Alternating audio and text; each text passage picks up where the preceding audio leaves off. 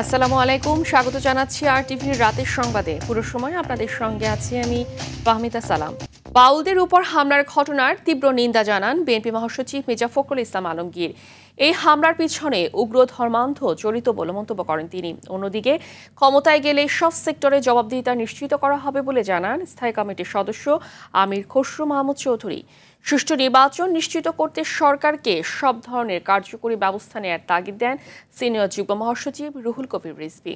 রুদ্র রফিকের report.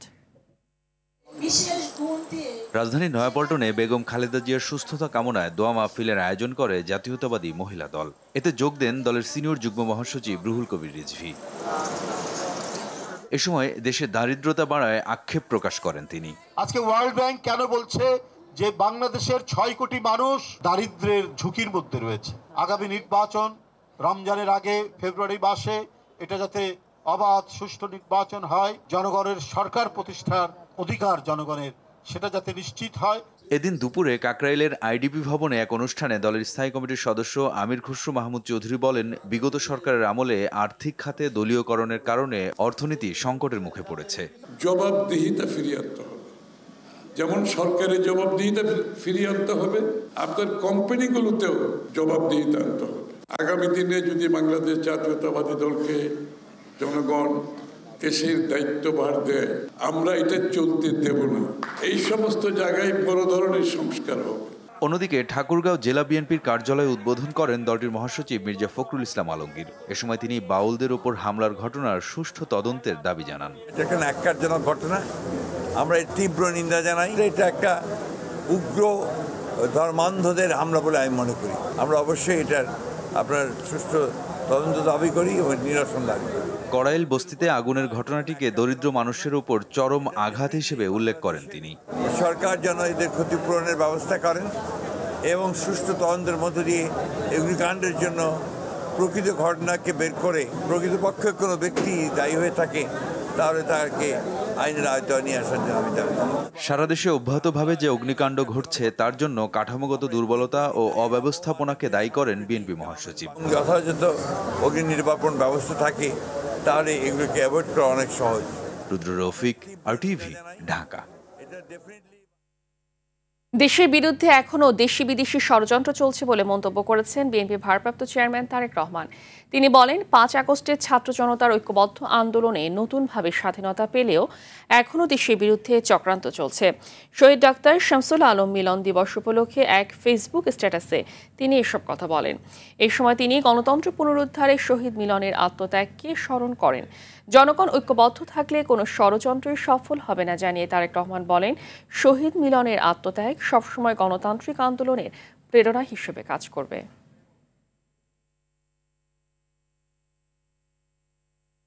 গণমাধ্যমে এক ভয়াবহ উন্মাদনা চলছে, যা দেশের জন্য কখনোই কল্যাণ বয়ে আনতে পারে না বলে মন্তব্য করেন বিএনপি মহাসচিব মির্জা ফখরুল ইসলাম আলমগীর। বিকেলে ঠাকুরগাঁয়ে এক সমাবেশে তিনি সব কথা বলেন। এই সময় তিনি আরও বলেন, আগামী জাতীয় সংসদ নির্বাচন দেশের জনগণের জন্য অত্যন্ত গুরুত্বপূর্ণ।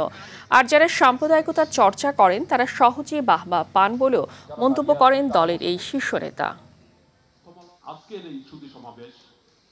বাংলাদেশে সাম্প্রদায়িকতার চর্চা যারা করেন তারা বেশ বাহবা পান, তালি পান, অনেক পাঠকও পেয়ে যান। বিশেষ করে আপনার এই যে সামাজিক গণমাধ্যম, এই গণমাধ্যমে একটা আমার কাছে মনে হয় যে ভয়াবহ একটা উন্মাদনা সৃষ্টি হয়েছে। আগুন নিভতে না নিভতেই মিলল সূত্রপাতের কারণ। গ্যাস সিলিন্ডার বিস্ফোরণে কড়াইল বস্তিতে ঘটে অগ্নিকাণ্ড। মিন্টু মিয়া নামে এক ব্যক্তির বাসা থেকে বিস্ফোরিত সিলিন্ডার উদ্ধার করে ফায়ার সার্ভিস। এদিকে ধ্বংসস্তূপে পরিণত কড়াইল বস্তি থেকে নিজেদের শেষ সম্বলটুকু খুঁজে ফিরছেন ক্ষতিগ্রস্তরা। 15 দিনের সময় দিয়ে ঘটনা অনুসন্ধানে 5 সদস্যের কমিটি করেছে ফায়ার সার্ভিস। মোহাম্মদ আলমগীর হোসেনকে সঙ্গে নিয়ে আরও জানাচ্ছেন বিপুল দেবরায়। রাজধানীর বুকে হতদরিদ্র ও নির্ময়ের মানুষগুলোর স্বপ্নের আবাসন করাইল বস্তি। ছোট ছোট হাজারো ঘরের ফাঁকে ফাঁকে উকি দেয় তাদের বাঁচার স্বপ্ন। কিন্তু সেই স্বপ্নবাজ মানুষগুলোর স্বপ্ন বাস্তবায়নে বারংবার বাধা হয়ে দাঁড়ায় আগুনের লেলিহান শিখা। সিলিন্ডার বোতলই। মিন্টু মিয়া নামে এক ব্যক্তির সিঁড়ির নিচে রাখা গ্যাস সিলিন্ডার বিস্ফোরিত হয়ে ঘটে অগ্নিকাণ্ডের এই ভয়াবহ ঘটনা। ফায়ার সার্ভিসের একটি দল মিন্টু মিয়ার ধ্বংসস্তূপে পরিণত হওয়া বাড়ি থেকে উদ্ধার করে আলামত। এখান থেকে আগুন লাগছে, এখানে আমাদের কারেন্টের কাটাওটা ছিল কত পর্যন্ত, এই কারেন্টের কাটা ব্লাস্ট হওয়ার পরে আগুন লেগেছে কারেন্টে, পরে দেখা পুজনে পানি কে দিছে আরো ভালো। এদিকে আগুনের লেলিহান শিখায় ধ্বংসস্তূপে পরিণত হয়েছে করাইল বস্তি। ভোরের আলো ফোটার সাথে সাথে সেই দৃশ্য ধরা পড়েছে ক্যামেরার চোখে। সহায় সম্বল হারানো পরিবারগুলো খুঁজে বেড়াচ্ছে তাদের প্রিয় বাসস্থান ও প্রয়োজনীয় জিনিসপত্র। আর তো ঘরের যা জিনিস আছে কিচ্ছু বাইর করতে পারছি না, যা খালি পিন্ধনের কাপড়টি খাইতে পারবো করতে, কিচ্ছু নেমাই দিতে পারি না। খাওয়া দাওয়া কি আহে মুখে। সারা রাত নিয়ে অন্য বাসায় আসিলাম, একজনের বাসায় রাত খাটাইছি। এই অবস্থা, কোনো কিছু পরনের নাই, খোলা আকাশে এখন বৈশা রয়েছে ফুলারে বৌরে নিয়া। এরই মধ্যে ক্ষতিগ্রস্তদের তথ্য হালনাগাদ শুরু করেছে ফায়ার সার্ভিস, দুর্যোগ ও ত্রাণ মন্ত্রণালয় সহ বেশ কয়েকটি সংগঠন। ক্ষয়ক্ষতির নিরূপণের পর তাদের সহায়তা করার আশ্বাস দেন দুর্যোগ ও ত্রাণ মন্ত্রণালয়ের পরিচালক। এদিকে সকাল থেকে ক্ষতিগ্রস্ত এলাকায় বসানো হয়েছে মেডিকেল ক্যাম্প, মেরামত করা হচ্ছে সংযোগ লাইন, ক্ষতিগ্রস্তদের খাবার দিচ্ছেন বিভিন্ন সংগঠন। এভাবে আগুনের লেলিহান শিকায় ধ্বংস হলো বস্তিবাসীর স্বপ্ন, সে সাথে পুড়ল কপাল। তাই তো সে ধ্বংসস্তূপের মাঝে এখনো খুঁজে বেড়াচ্ছে তাদের শেষ সম্বলটুকু। তবে বারবার এই বস্তির মধ্যে কেন অগ্নিকাণ্ডের ঘটনা ঘটে তা এখনও তারা খুঁজে বেড়াচ্ছে। তারা বলছেন সরকারের পক্ষ থেকে যাতে উদ্যোগ নেওয়া হয় এই ধরনের অগ্নিকাণ্ডের ঘটনা যাতে আর না ঘটে এবং ক্ষতিপূরণ যাতে তারা পায় সেটিও যাতে সরকার আশ্বস্ত করে। বিপুল দেবরাই, RTV, ঢাকা। রাজধানীর করাইল বস্তিতে ভয়াবহ অগ্নিকাণ্ডে ক্ষতিগ্রস্তদের পুনর্বাসনে প্রয়োজনীয় সব ধরনের সহায়তা দেবে অন্তর্বর্তী সরকার। মঙ্গলবার মধ্যরাতে এক প্রেস বিবৃতিতে প্রধান উপদেষ্টা ডক্টর মোহাম্মদ ইউনূস সহায়তার কথা জানান এবং উদ্বেগ প্রকাশ করেন। সেই সঙ্গে অগ্নিকাণ্ডে আহতদের দ্রুত আরোগ্য কামনা করেন তিনি। বলেন, করাইল বস্তির অগ্নিকাণ্ডে যেসব পরিবার গৃহহীন হয়ে পড়ে তাদের দুঃখ কষ্ট সবাইকে ব্যথিত করছে। সংশ্লিষ্ট কর্তৃপক্ষকে তাৎক্ষণিকভাবে উদ্ধার ও ত্রাণ কার্যক্রম জোরদারের নির্দেশ দেওয়া হয়েছে বলেও জানানো হয়। পাশাপাশি অগ্নিকাণ্ডের কারণ অনুসন্ধান করে ভবিষ্যতে এ ধরনের দুর্ঘটনা রোধে কার্যকর ব্যবস্থা নিতে নির্দেশনা দিয়েছে অন্তর্বর্তী সরকার।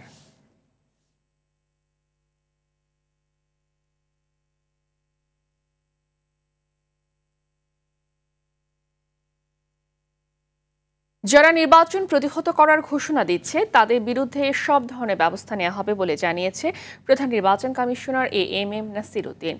সকালে বিজিবি সদর দপ্তরে বিজিবি নির্বাচনী মহড়া প্রশিক্ষণ পরিদর্শন শেষে মন্তব্য করেন তিনি। বলেন, সবাই মিলে অনাকাঙ্ক্ষিত পরিস্থিতি মোকাবেলা করা হবে। আইনশৃঙ্খলা বাহিনীর সদস্যরা নির্বাচনী দায়িত্ব পালনে প্রশিক্ষণ নিচ্ছে বলেও জানান প্রধান নির্বাচন কমিশনার। নাজমুল হুদার রিপোর্ট। ফুলপুরি সরকারি প্রাথমিক বিদ্যালয় কেন্দ্রে সকালে ভোট গ্রহণ শুরুর কিছুক্ষণ পরেই বাইরে হঠাৎ বিশৃঙ্খলা, ভাঙচুর, ভোট বন্ধের চেষ্টা। খবর পেয়ে অল্প সময়ের মধ্যেই পরিস্থিতি নিয়ন্ত্রণে এনে কেন্দ্রের পরিবেশ ফিরিয়ে আনে বিজিবির এক প্লাটুন সদস্য। আসন্ন সংসদ নির্বাচন ঘিরে এটি ছিল বাহিনীটির ডামি মহড়া। এতে উপস্থিত ছিলেন প্রধান নির্বাচন কমিশনার AM নাসির উদ্দিন। বলেন, জাতীয় নির্বাচনকে কেন্দ্র করে লাল, হলুদ এবং সবুজ জোন চিহ্নিত করে নির্বাচনী নিরাপত্তা ব্যবস্থা সাজাবে ইসি। ইলেকশনের জন্য যে প্রস্তুতি, সেটার একটা নমুনা আপনারা দেখলেন। আমাদের বিভিন্ন আইনশৃঙ্খলা বাহিনীকে আমরা এখানে এনগেজ করব। এই প্রশিক্ষণ আমাদের নির্বাচনে বিশালভাবে একটা, আমি বলবো যে প্রভাব ফেলবে এবং আইনশৃঙ্খলা রক্ষায় এটার একটা বিশাল প্রভাব থাকবে। এছাড়া আগস্ট পরবর্তী সময়ে আইন শৃঙ্খলা পরিস্থিতি একেবারে নিখুঁত না হলেও অনেকটা উন্নত হয়েছে বলেও দাবি করেন সিইসি। বলেন, ভোটের আগে পরিস্থিতি আরো ভালো হবে। এটা একটা নমুনা হলো যে আইন শৃঙ্খলা পরিস্থিতি, আমি বলবো না যে একটা পারফেক্ট লেভেলে চলে গেছে, এটা বলবো না, বাট আপনারা 5ই আগস্ট 24-এ দেখেছেন কি অবস্থা ছিল, আর এখনকার অবস্থা দেখেন তুলনা করে, এটা তো আরো ইমপ্রুভ করবে গ্রাজুয়ালি। এবং ভোট আস্তে আস্তে, ভোটের তারিখ আস্তে আস্তে দেখবেন যে everything is falling in line এবং সবকিছু ঠিক হয়ে যাবে। জাতির কাছে একটি সুষ্ঠু, সুন্দর ও নিরপেক্ষ নির্বাচন দিতে রাজনৈতিক দলগুলোর সহযোগিতাও প্রত্যাশা করেন সিইসি। সবাই মিলে ইনশাআল্লাহ অর্জন করব এবং ডেলিভার করব। নাজমুল হুদা, RTV, ঢাকা। আরপিওর অগণতান্ত্রিক সংশোধনী বাতিল সহ কালো টাকা, পেশি শক্তি ও প্রশাসনিক কারসাজিমুক্ত নির্বাচনের দাবি জানিয়েছে বাম গণতান্ত্রিক জোট। দুপুরে আগারগাঁও নির্বাচন ভবনের সামনে বিক্ষোভ করে এই দাবি জানান জোটের নেতারা। বলেন, তুলনামূলক ছোট দলগুলো যাতে নির্বাচনে প্রতিদ্বন্দ্বিতা করতে না পারে, আরপিও সংশোধনের মাধ্যমে কমিশন সেই পথ বেছে নিয়েছে। এ সময় অধ্যত্বপূর্ণ বক্তব্য দেয় জামাত নেতা শাহজাহান চৌধুরীকে গ্রেফতার ও নির্বাচনে অযোগ্য ঘোষণার দাবি জানান জোট নেতারা। পরে নির্বাচন কমিশনে 14 দফার একটি স্মারকলিপি জমা দেন তারা। কিন্তু দুঃখজনক হলেও সত্য, একটা সুষ্ঠু নির্বাচনের জন্য নির্বাচনে যাতে টাকার খেলা, পেশি শক্তি, সাম্প্রদায়িকতা, আঞ্চলিকতা এবং প্রশাসনিক কারসাজি মুক্ত হয়, সেই জন্য সেই দাবি নিয়ে কি করলে সেটা হবে, সেই দাবিগুলো নিয়ে আমরা এখানে নির্বাচন কমিশনের সামনে হাজির হয়েছি। ট্রাইব্যুনাল ও এর বিচার নিয়ে বিরূপ মন্তব্য করায় বিএনপি নেতা অ্যাডভোকেট ফজলুর রহমানের বিরুদ্ধে আদালত অবমাননার অভিযোগ আনা হয়েছে। এ বিষয়ে শুনানির জন্য আগামী রোববার দিন ধার্য করেছে আন্তর্জাতিক অপরাধ ট্রাইব্যুনাল 1। বুধবার প্রসিকিউশনে করা অভিযোগের পরিপ্রেক্ষিতে শুনানির দিন ঠিক করে ট্রাইব্যুনাল। এদিকে বিচার না মানাকে আদালতের স্পষ্ট অবমাননা বলে জানান প্রসিকিউটর গাজী MH তামিম। আরেক প্রসিকিউটর বলেন, এ অপরাধে 1 বছরের কারাদণ্ড সহ 5,000 টাকা পর্যন্ত জরিমানার বিধান রয়েছে। গত 23 নভেম্বর একটি বেসরকারি টেলিভিশনে ট্রাইব্যুনালের বিচার মানেন না জানিয়ে বিচারকদের নিয়ে প্রশ্ন তোলেন বিএনপির এই নেতা। যে আমি প্রথম দিন থেকেই বলছি, এই কোর্ট আমি মানি না। শুধুমাত্র উনি শেখ হাসিনার বিচার প্রক্রিয়া নয়, উনি এই ট্রাইব্যুনালের সমস্ত বিচার প্রক্রিয়া নিয়ে প্রশ্ন তুলেছেন। এইটা একটা বিচারকের জন্য, একটা বিচারালয়ের জন্য এবং যারা বিচার প্রার্থী তাদের প্রতি চরম অবজ্ঞাসূচক বক্তব্য, বিশেষভাবে বিচারকদের প্রতি অবমাননা করে। সাবেক প্রধানমন্ত্রী শেখ হাসিনার নামে থাকা অগ্রণী ব্যাংকের ভোল্ট থেকে উদ্ধার করা 832 ভরি স্বর্ণ বৈধ না অবৈধ তা যাচাই শুরু করেছে দুদক। সংস্থাটির মহাপরিচালক জানান, ভোল্টে থাকা নথিতে শেখ হাসিনা ছাড়াও শেখ রেহানা ও সাইমা ওয়াজেদ পুতুলের স্বর্ণ অলংকার রয়েছে। এই স্বর্ণের বৈধতা খতিয়ে কাজ শুরু করেছে দুদক। মঙ্গলবার রাতে অগ্রণী ব্যাংকের মতিঝিল প্রিন্সিপাল শাখায় থাকা 2টি ভোল্টে অভিযান চালায় দুদক। সেখানে শেখ হাসিনার স্বর্ণালংকার রক্ষিত থাকার তথ্য ছিল সংস্থাটির কাছে, তবে পূবালী ব্যাংকের ভোল্টে কোনো কিছু মেলেনি। এদিকে 2 কোটি টাকার অবৈধ সম্পদ ও 12.5 কোটি টাকার সন্দেহজনক লেনদেনের অভিযোগে সাবেক জনপ্রশাসন মন্ত্রী ফরহাদ হোসেন ও তার স্ত্রীর বিরুদ্ধে মামলা করেছে সংস্থাটি। প্রিন্সিপাল শাখায় গ্রাহকের নাম শেখ হাসিনা এবং সাইমা ওয়াজেদ পুতুলের নামে লকার নম্বর 751, যাতে আনুমানিক 422.26 ভরি স্বর্ণালংকার পাওয়া যায়। অগ্রণী ব্যাংক প্রিন্সিপাল শাখায় শেখ হাসিনা ও শেখ রেহানা সিদ্দিকীর নামে থাকা লকার নম্বর 753 খোলার পর 410.25 ভরি স্বর্ণ পাওয়া যায়। মোট 2টি লকারে, অগ্রণী ব্যাংকের 2টি লকারে 832.51 ভরি স্বর্ণালংকার। ক্ষমতার অপব্যবহার করে পূর্বাচলে 10 কাঠার 3টি প্লট বরাদ্দ নেওয়ার অভিযোগে ক্ষমতাচ্যুত প্রধানমন্ত্রী শেখ হাসিনা ও তার পরিবার সহ 23 জনের বিরুদ্ধে দুদকের করা 3টি মামলার রায় আগামীকাল ঢাকার বিশেষ জজ আদালত 5-এ এসব রায় ঘোষণা করা হবে। রায়ে আসামিদের সর্বোচ্চ শাস্তি যাবজ্জীবন কারাদণ্ড প্রত্যাশা করছেন দুদকের কৌশলী মমিন হোসেনের সহায়তায় সাদিয়া কানিজের রিপোর্ট।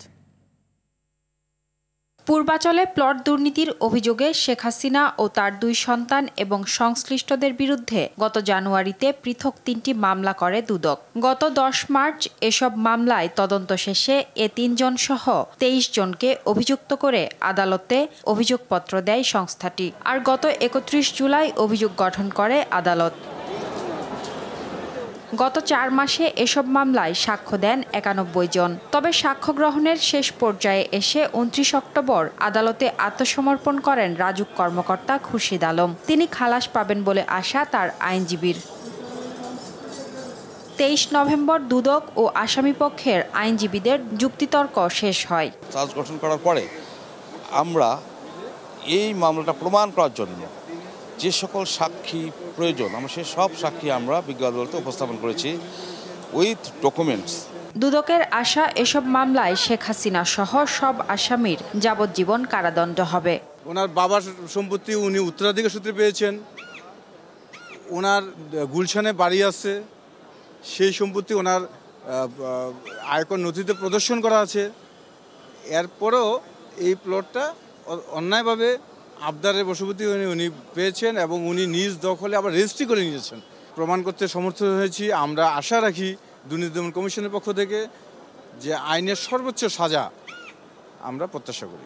একই অভিযোগে শেখ হাসিনার বোন রেহানা এবং তার মেয়ে ব্রিটিশ এমপি টিউলিপ সিদ্দিকী সহ 17 জনের বিরুদ্ধে 1 ডিসেম্বর রায় ঘোষণার দিন ধার্য রয়েছে। এছাড়া রেহানার 2 সন্তান রাদওয়ান ও আজমিনার বিরুদ্ধে আরও 2 মামলায় সাক্ষ্য গ্রহণ চলছে। সাদিয়া কানিজ, আরটিভি, ঢাকা। বিশ্বের সবচেয়ে জনবহুল শহরের তালিকায় দ্বিতীয় অবস্থানে উঠে এসেছে ঢাকা। সম্প্রতি প্রকাশিত জাতিসংঘের এক প্রতিবেদনে এমন তথ্য প্রকাশ পেয়েছে।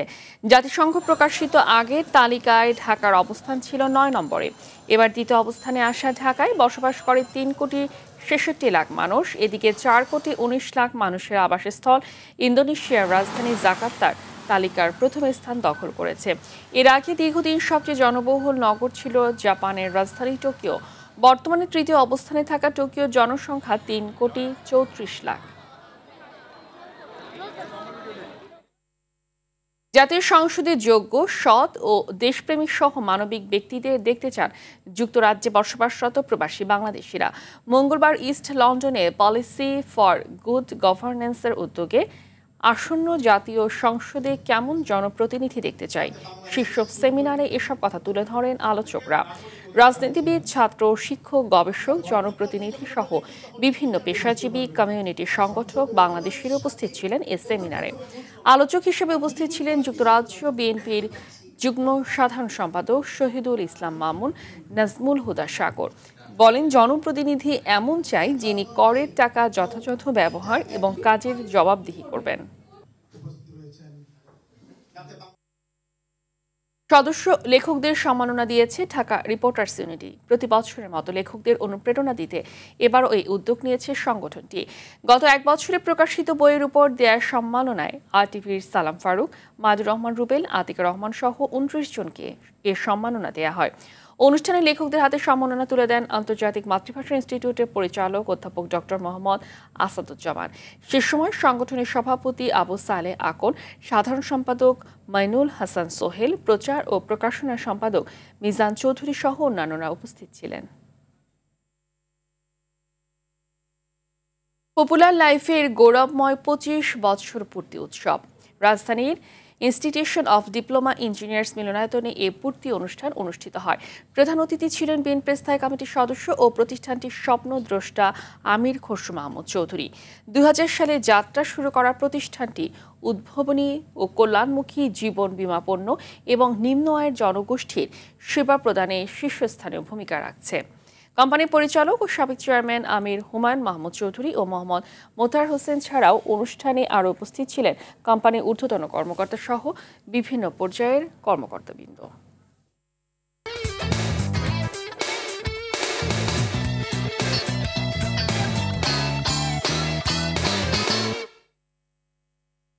খেলার খবর। শ্রীলঙ্কাকে 5-0 গোলে হারিয়ে এএফসি অনূর্ধ্ব 17 এশিয়ান কাপ বাছাই পর্বে টানা তৃতীয় জয় পেল বাংলাদেশ। এর আগে তিমুর লেস্তেকে 5-0 গোলে হারিয়ে বাছাই পর্ব শুরু করে গোলাম রাব্বানির ছোটনের দল। পরের ম্যাচে ব্রুনাইকে 8-0 ব্যবধানে উড়িয়ে দিয়েছিল বাইজিদ ফয়সালরা। এদিন চীনের তুঙ্গিলং লং স্টেডিয়ামের প্রথমার্ধে 2টি গোল করে বাংলাদেশ। 24 মিনিটে ইকরামুল খেলেন গোলের পাতা। 5 মিনিট পর ব্যবধান দ্বিগুণ করে মানিক। বিরতির পর 64 মিনিটে গোলের দেখা পান নাজমুল হুদা ফয়সাল। 89 মিনিটে চতুর্থ গোল করেন বাইজিদ বুস্তামি। আর যোগ করার সময়ে নিজেদের দ্বিতীয় ও দলের পঞ্চম গোলটি করেন অধিনায়ক ফয়সাল। আয়ারল্যান্ডের বিপক্ষে 3 ম্যাচের টি-20 সিরিজ শুরু কাল। তবে সিরিজ ছাপিয়ে আলোচনায় দলের নির্বাচন প্রক্রিয়া।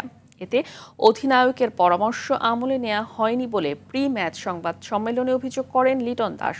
তবে এসব পেছনে ফেলে সিরিজ জয়ে ফোকাস রাখতে চান টাইগার অধিনায়ক। বিস্তারিত রাফি আমিনের রিপোর্টে। কদিন বাদেই পর্দা উঠবে টি-20 বিশ্বকাপের। তার প্রস্তুতির অংশ হিসেবেই আয়ারল্যান্ডের বিপক্ষে এই সিরিজ। তবে সেই প্রস্তুতির পরিকল্পনায় অধিনায়ক থেকে যাচ্ছেন ব্রাতো। লিটনের অভিযোগ দল সাজানো হয়েছে তার মতামতকে উপেক্ষা করে। তার পছন্দে শামীম পাটোয়ারি থাকলেও নির্বাচকরা বাদ দিয়েছেন এই বাঁহাতি ব্যাটারকে। আমি জানি না কেন, বাট সিলেক্টর আমাকে কোনো কিছু নোটিশ ছাড়াই শামীমকে বাদ দিয়ে দিয়েছে টিম থেকে, without any notice. I think আমি এতদিন জানতাম যে একটা টিম যখন মানুষ হ্যান্ডেল করে অ্যাটলিস্ট ক্যাপ্টেন জানে যে কোন প্লেয়ারটা ইন হবে, কোন প্লেয়ারটা আউট হবে। লিটনের এমন মন্তব্যের জবাবও দিয়েছেন প্রধান নির্বাচক কাজী আশরাফ হোসেন লিপু।